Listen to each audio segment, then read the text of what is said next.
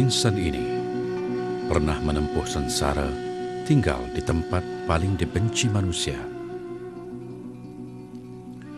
Dia bukan seorang penjenayah, tetapi dipenjarakan dalam kota Fardarjan di Iran ini pada tahun 1021 hanya kerana menolak tawaran raja. Masih pun begitu, insan berjiwa besar ini memiliki kekuatan dalaman yang tidak mampu digugat raja. Mindanya masih bebas berkarya, merakam pengalaman sebagai pakar perubatan, walaupun jasadnya terkurung dalam sangkar raja. Kitab yang dihasilkannya ditashih semula di dalam ruangan sunyi ini. Tetapi sebenarnya daerah ini bukanlah tanah tumpah darahnya. Dia berasal jauh di Bukhara, Uzbekistan. Bukhara terletak dalam daerah yang dikenali dengan gelaran Arab Mawara'un Nahar, negeri di sebalik sungai, mengambil sempena sungai Amur Darya dan Sur Darya. Bukhara menjadi antara bandar perhentian utama di tengah-tengah laluan sutra antara China dan Timur Tengah sewaktu Empire Abbasiyah menguasai daerah ini dalam pertengahan abad ke-8. Bandar ini memiliki identiti sebuah bandar zaman pertengahan yang setanding dengan Baghdad dan Damsyik sebelum insan ini dilahirkan. Tempat kelahirannya terletak di Afshona, pinggir bandar Bukhara, di atas tapak museum yang dibina sempena memperingati sumbangannya dalam bidang perubatan moden. Di sinilah Abu Ali Al-Husain Ibnu Abdullah, atau lebih dikenali sebagai Ibnu Sina, dilahirkan pada bulan Ogos 1980.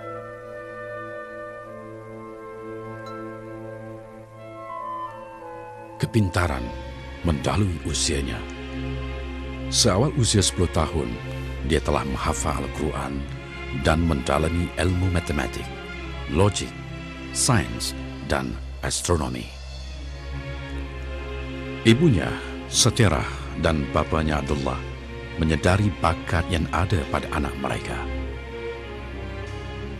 Tidak sekadar itu, pada usia 15 tahun, dia telah menguasai semua cabang ilmu sains. Tahun berikutnya, dia memulakan kerjaya sebagai pengamal perubatan.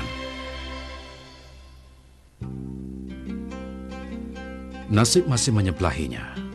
Pada usia 18 tahun, remaja ini mendapat peluang merawat Sultan Samanid waktu itu, Nuh Ibnu Mansur, selepas semua doktor yang lebih berpengalaman gagal.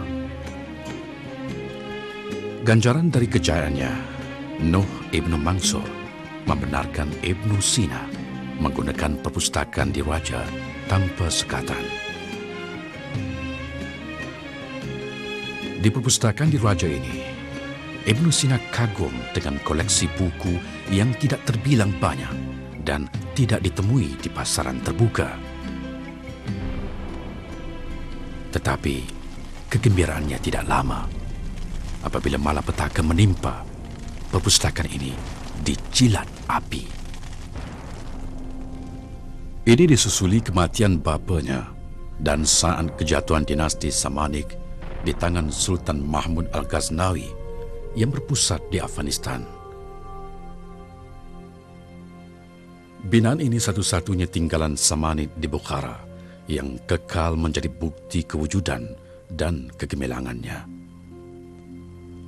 Tahun 999 menjadi tanda kejatuhan kerajaan Samanid dan tanda bermulanya kesengsaraan Ibnu Sina dalam meniti cabaran masa depan. Hilangnya takhta Samanid bermakna hilangnya tempat Ibnu Sina bernaung. Walaupun Ibnu Sina masih ada pilihan untuk menerima pelawaan Mahmud Al-Ghaznawi, tetapi entah kenapa Ibn Sina lebih rela menempuh onak duri dengan cara tersendiri. Dia bersama rakan Abu Sal memilih merdah gurun Karakon yang terkenal dengan cuaca ekstrim. Mereka sanggup menempuh pahit getir, kesengsaraan, merentasi gurun tidak berpenghuni ini semata-mata ingin membina hidup baru tanpa gonggongan pihak pemerintah. Destinasi mereka, Khwarazm, 700 km dari Bukhara. Ibn Sina dan Abu Sal percaya Khwarazm menjanjikan kebebasan yang lebih bererti kepada cendekiawan seperti mereka.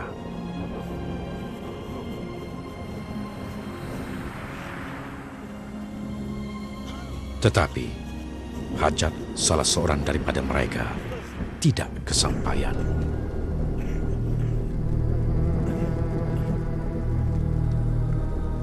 Setelah menempuh perjalanan yang jauh, Ibn Sina terpaksa menerima dukaan kedua yang amat menyayat hati. Abu Sal rebah ke bumi, menanti saat menghembuskan nafas terakhir di pangkuan Ibn Sina. Dia yang sudah keletihan emosi dan fizikal, tiada daya lagi untuk membantu, hanya berserah kepada takdir ilahi.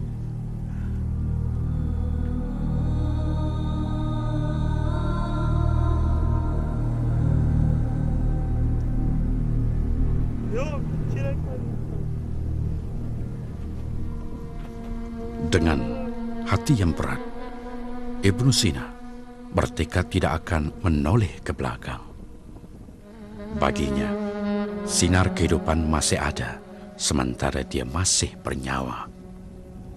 Insan berjiwa besar ini tidak menduga bahawa di sebalik kesengsaraan ini ada cahaya di hadapannya yang menanti waktu untuk merungkai tirai kegelapan.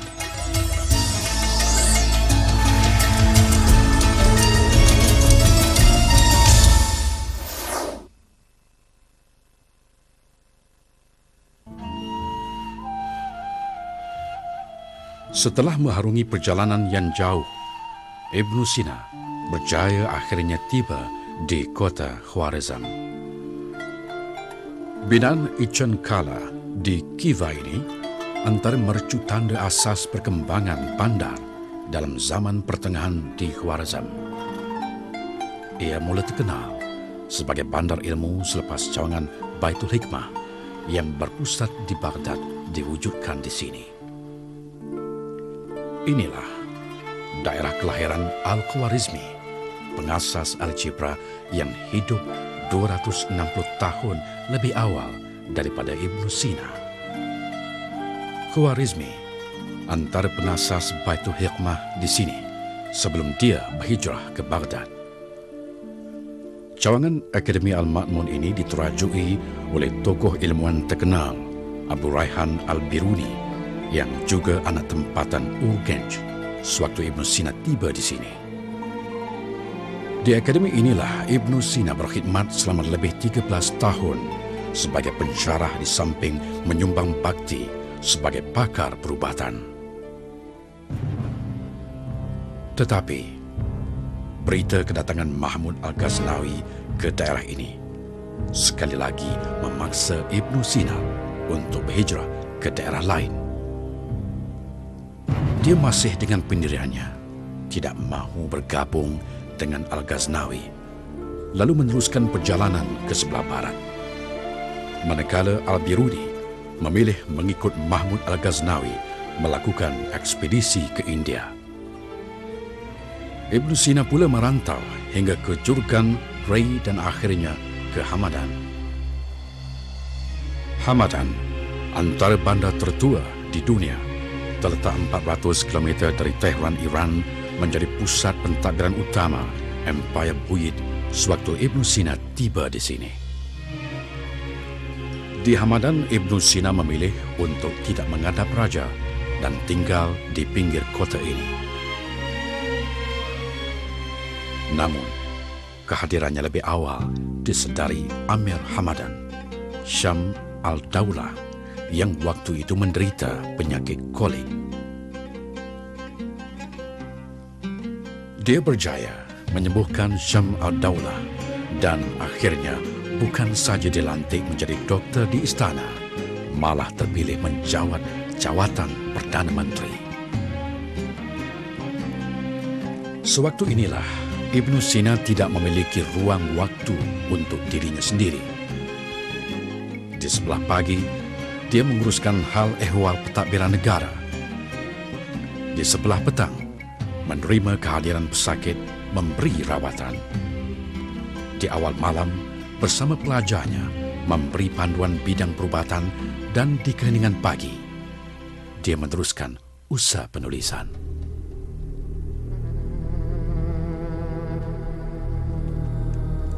Namun, langit tidak selalunya cerah. Kegigihannya mendogongi tugas sebagai Perdana Menteri, mencetuskan perasaan iri hati daripada pihak tentera yang semakin kehilangan pengaruh dengan istana. Selepas Amir Syam al-Daulah meninggal dunia pada tahun 1021, dia menjadi serba salah. Akhirnya, Ibnu Sina mengambil keputusan untuk tidak melanjutkan kerjayanya sebagai Perdana Menteri buat kali kedua. Kerana itulah, dia berada di penjuru sunyi ini. Di dalam penjara Fardarjan ini, tidak mengetahui untuk nasib yang bakal menimpa. Tetapi, dia masih berpegang teguh dengan pendiriannya. Setelah mengharungi pahit manis pengalaman sebelum ini, Ibnu Sina mengambil satu pendirian. Baginya, cukup menumpukan perhatian sepenuh masa sebagai pengamal perubatan. Sebelum dihumban ke dalam penjara ini, Ibnu Sina telah menghasilkan hampir 450 kitab, meliputi perubatan, falsafah, psikologi, matematik dan astronomi. Dia menulis purata 50 helai sehari. Di waktu ini, dia menyelesaikan kitab Qanun fi Tibb, kitab yang bakal menjadi teks perubatan di Eropah lebih 5 abad. Ibnu Sina memerah keringat untuk memasukkan setiap maklumat mengenai anatomi, fisiologi, diagnosis dan cara perubatan dalam susunan yang jelas dan tepat. Dengan pengalamannya sebagai pakar perubatan daripada mengobati pesakit biasa hingga kepada peringkat kronik dan peringkat pembedahan, ilustrasi ini adalah pembedahan kanser pundi empedu ke atas seorang rakannya. Kenyataannya mengenai kanser masih benar hingga sekarang. Dia berkata, pemotongan kawasan merebaknya kanser mesti besar. Semua pembuluh darah yang melalui kawasan bengkak mesti dikeluarkan. Jika ini belum memadai, kawasan jangkitan mesti dibakar untuk mematikan kuman.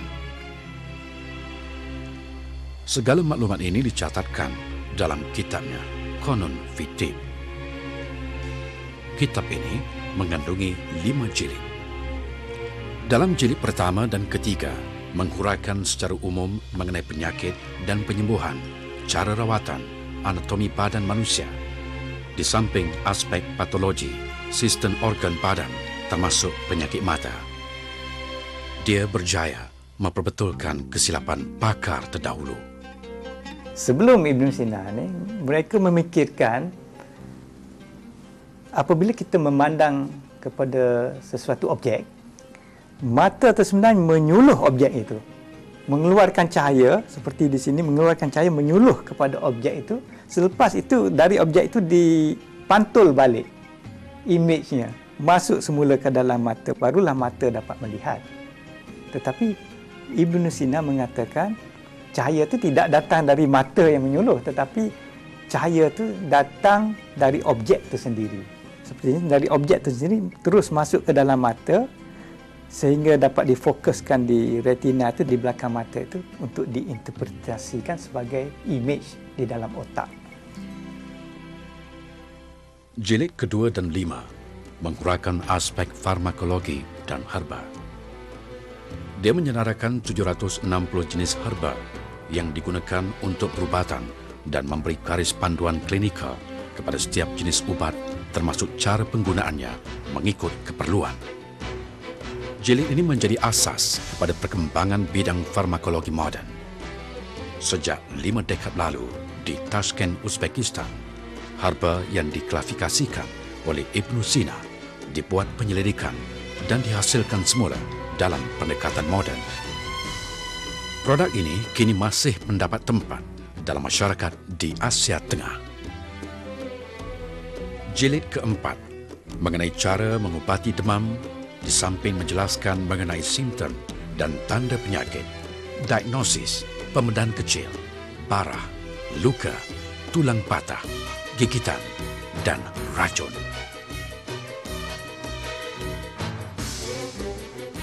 Penelitian dia dengan simptom yang ada dalam penyakit yang dahulu kan, seperti diabetes, kencing manis misalnya, dia 1000 tahun dahulu dia boleh memberi pemerihalan description yang terperinci. Dalam waktu Ibn Sina tu, dia begitu terbatas sekali dengan alat-alat yang ada pada masa itu. Mikroskop tak ada. Macam mana nak tengok kuman? Tapi dia sudah memikirkan tentang ejen yang mungkin menyebabkan penyakit tu, seperti tuberkulosis atau batuk kering. Dia dapat mengenal pasti dan mengatakan penyakit-penyakit ini boleh berjangkit melalui udara. Dia nak tengok rentak jantung dan sebagainya, yang kita sekarang ada ECG. Dia hanya guna pulse saja, yang kali nadi. Itu satu perkara yang mendahului masa.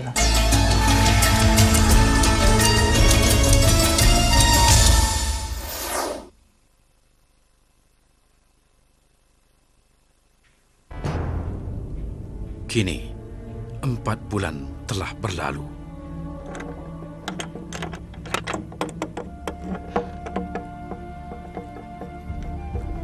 Tanpa disangka, seorang rakan berjaya membolos masuk untuk menyelamatkannya.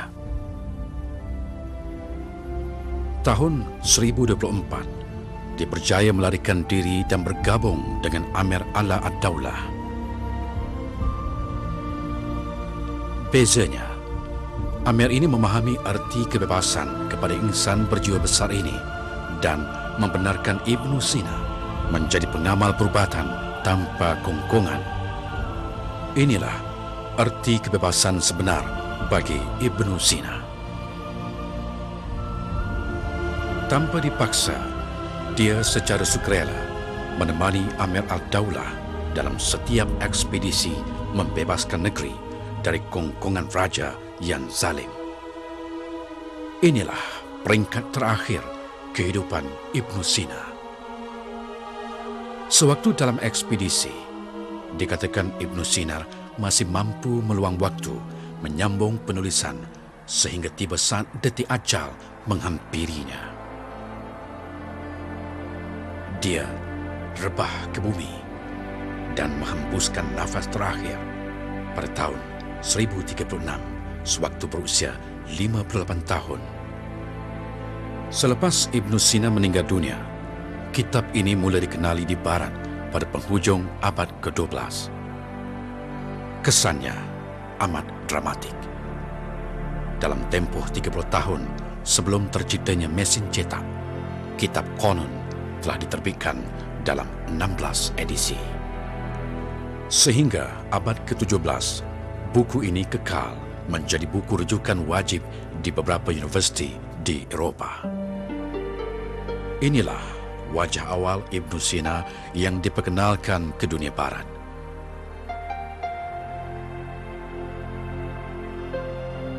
Dan ini pula wajahnya dalam perspektif teks perubatan Perancis.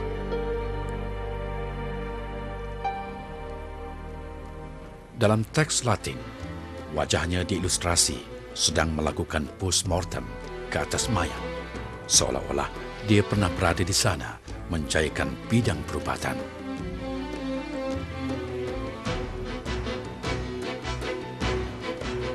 Inilah replika peralatan pembedahan yang tersimpan di Museum Ibn Sina di Absona, Uzbekistan. Ibn Sina mendahului bidang pembedahan di Empire Islam di Timur, manakala Az-Zahrawi di Empire Islam di Andalusia. Ibn Sina, antara pengamal perubatan awal, memperkenalkan idea ubat pelali. Dan mungkin tak ada banyak perbezaan saya fikir antara apa yang dilakukan oleh Zahrawi dengan Ibn Sina. Jenis ubat pelali yang disedut dan digunakan soporific sponge yang digunakan dari bahan opium, morfin dan pelbagai ubat yang lain juga, katanya mandrake dan sebagainya, yang disuk pada kain basah dan dihisap. Itu maka pesakit pun lali. Sarjana Barat, Burton, menyatakan ubat pelali telah digunakan di dunia timur berabad sebelum dunia barat menemui chloroform sebagai bahan penenang. Inilah insan yang berjaya menukilkan pengalamannya sebagai pakar perubatan yang akhirnya merubah wacana bidang perubatan moden hari ini. Dia memiliki perspektifnya sendiri tentang usianya yang pendek dengan kata-kata, "Aku rela hidup pendek, tetapi penuh berisi daripada hidup panjang yang kosong." Sejauh mana perkembangan bidang perubatan selepas Ibn Sina? Untuk mengetahuinya, ikuti episod seterusnya di hari dan waktu yang sama hadapan.